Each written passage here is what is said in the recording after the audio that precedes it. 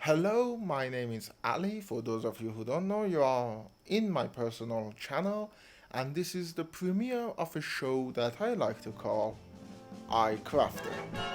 I am crafter. I see stuff on YouTube and think that I can do them too. Sometimes I can, but sometimes it's really hard. Let's see that how well I can do.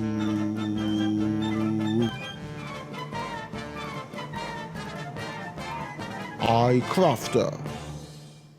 I do not have any sort of understanding of crafting other than, well, what I was taught in middle school, which is not enough, and to be honest, most of that information has already left my head. But I have a passion for crafting by watching, well, YouTube videos. There is a list of people that I follow, and some of them do inspire me to take a leap and do some stuff. Today, for the debut of the series, I thought let's do something extremely simple. Let's do this.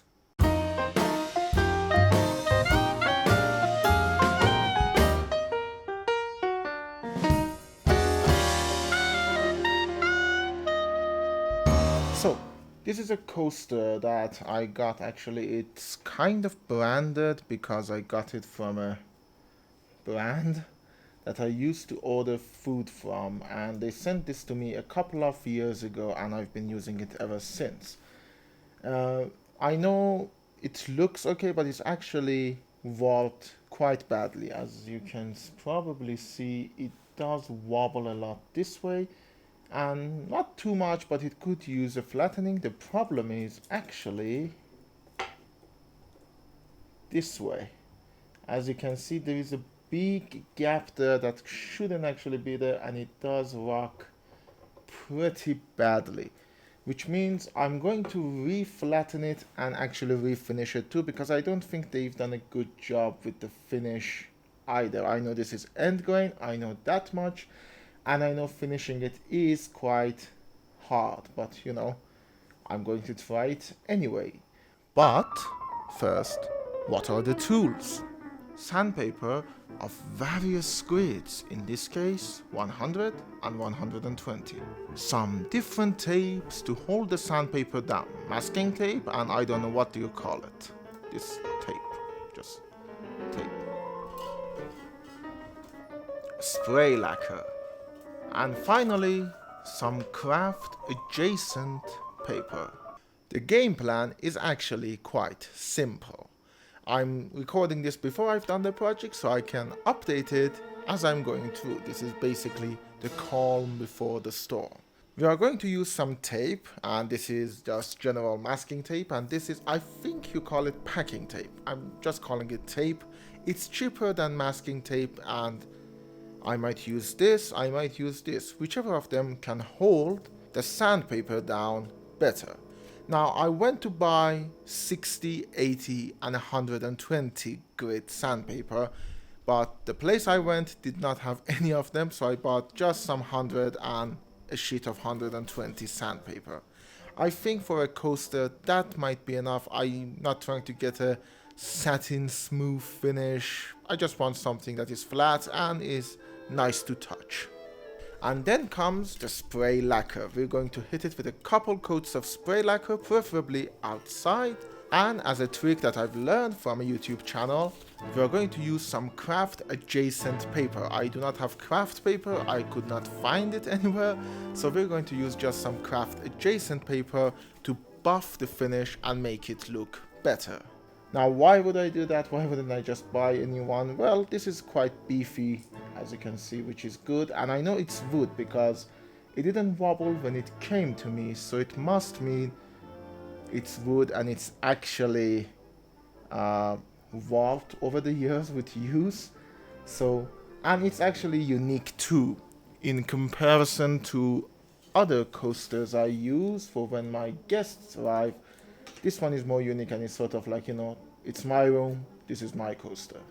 Now, for the techniques that I use, I like to talk about a few of my inspirations, the channels that inspired me to do this.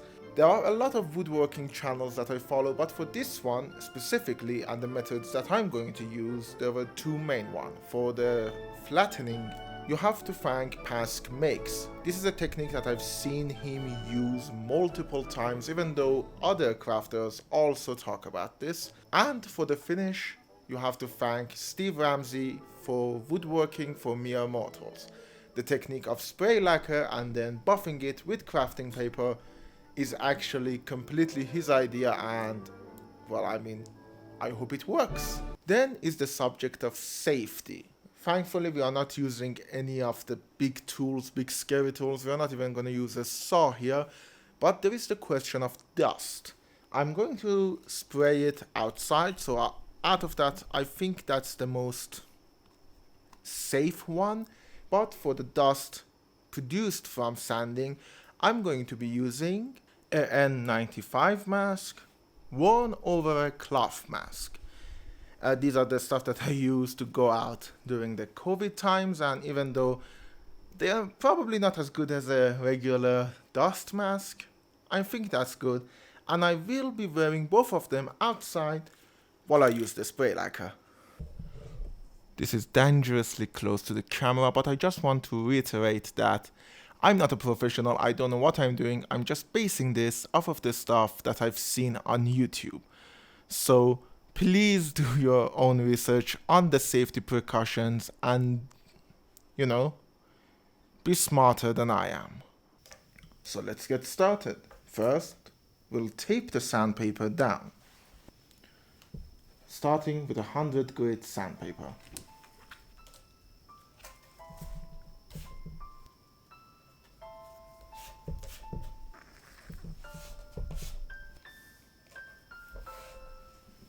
Well, here goes nothing.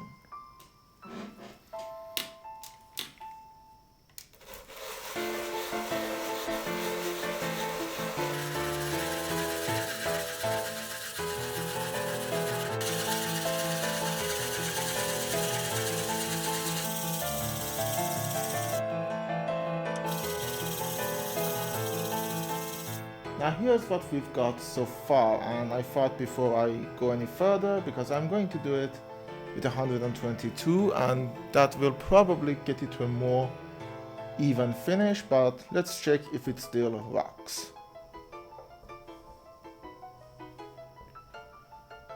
It doesn't seem to rock at all, so now we do this face.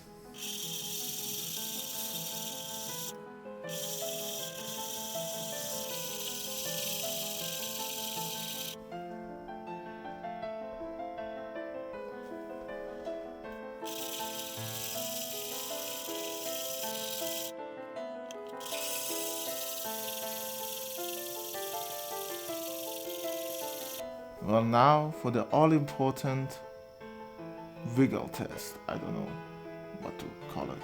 I'm going to see if it rocks around. Well, it still does rock around a little bit, but it's significantly less than it used to. So we're doing good.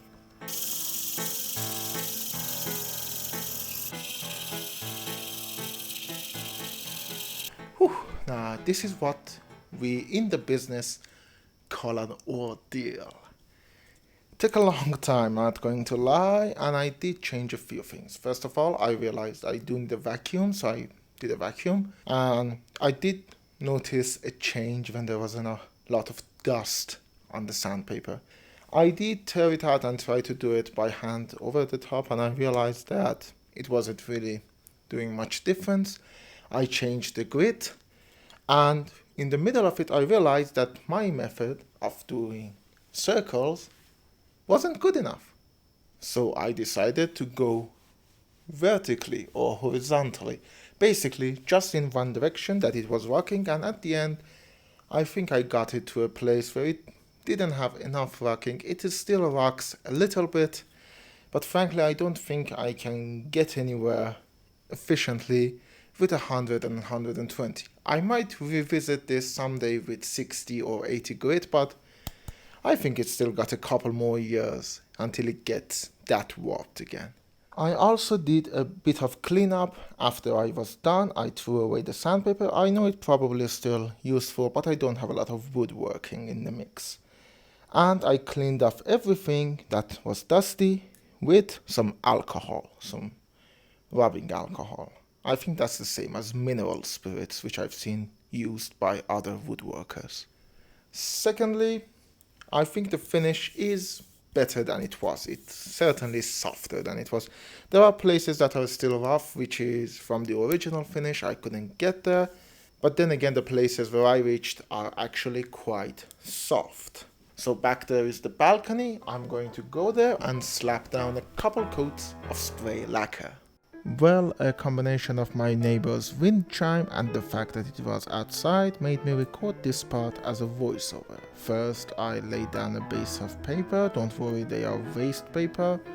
They were going to be thrown out anyway, so I thought I used them as sort of a send-off so they can give their distant cousins a coat of protection. Then I commenced with the shaking of the can. And after a few minutes of giving enough material to make gifts for a lifetime, I started with a coat of lacquer on the first side of the project. Now you may notice a few things wrong. First of all, it's way too thick of a coat. And secondly, did you see it? Can you guess what I did wrong here? I put down the lacquer while it was wet on paper. Which meant when I went back a couple of hours later, sadly I did not have the camera with me, I pulled away the project and realized that I have a layer of paper stuck to it, which meant a lot more sanding of the face and giving it some more finish after that.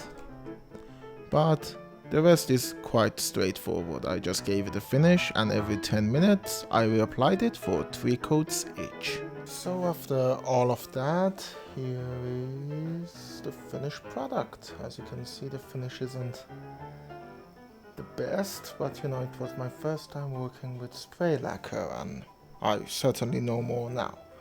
Now it's time for what Steve Ramsey called the magic touch.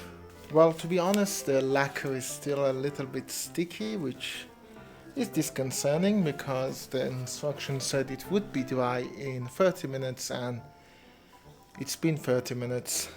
So let's try it anyway. Honestly, I'm not noticing a difference other than probably this is not the right paper to use.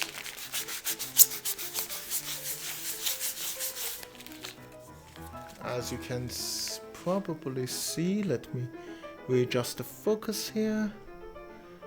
I hope it's obvious, but it's leaving little white fibers, paper fibers on the finish. So I'm going to use another kind of paper. This is another kind of paper. Okay, not going to lie. This actually kind of worked.